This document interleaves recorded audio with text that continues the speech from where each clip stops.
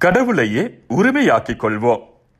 அன்பார்ந்தவர்களே, ஒரு அரசர் மிகவும் தர்ம சிந்தனை உள்ளவர். தன்னிடம் உதவி கேட்டு வருபவர்களிடம் இல்லை என்று சொல்லாதவர். ஒரு முறை அவர் ஒரு பெரிய அருங்காட்சியகத்தை திறந்து வைத்தார். அதில் பல வகையான பொருட்களை வைத்தார். யாரும் எந்த பொருளையும் எடுத்து செல்லலாம், எல்லாம் இலவசம் என்றும் அறிவித்தார். நாட்டு மக்கள் வந்து அவரவர் விரும்பிய பொருட்களை எடுத்துக்கொண்டு மன நிறைவோடு சென்றனர். சிலர் அங்கிருந்த ஆடைகளை எடுத்துச் சென்றனர்.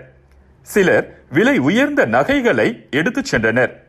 ஆனால் ஒரே ஒரு வயதான பாட்டி மட்டும் எந்த பொருளையும் தொடாமல் மன நிறைவின்றி காணப்பட்டார்.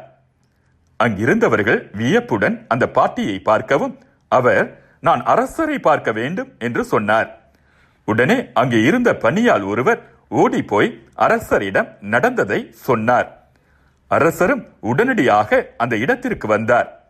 அந்த பாட்டி ஓடி போய் அரசரின் வலது கையை பிடித்துக்கொண்டு, பிரபுவே, இப்போது நீங்கள் எனக்கு சொந்தமாகிவிட்டீர்கள். இந்த அருங்காட்சியகத்தில் உள்ள எந்த பொருளையும் நான் விரும்பவில்லை. நீங்கள் தான் எனக்கு வேண்டும். நீங்கள் எனக்கு சொந்தமாகிவிட்டதால் இந்த அரசில் உள்ள செல்வம் அனைத்தும் இப்போது எனக்கும் சொந்தமாகிவிட்டது என்று சொன்னாள். அரசர் திகைத்து போனார். அந்த பாட்டியை கடைசி வரை தன்னுடைய அரண்மனையிலேயே தங்க வைத்து தன்னுடைய தாய் போல பராமரித்து வந்தார். அன்பார்ந்தவர்களே, அனைத்திற்கும் மேலாக அவரது ஆட்சியையும் அவருக்கு ஏற்புடையவற்றையும் நாடுங்கள். அப்போது இவை அனைத்தும் உங்களுக்கு சேர்த்து கொடுக்கப்படும்.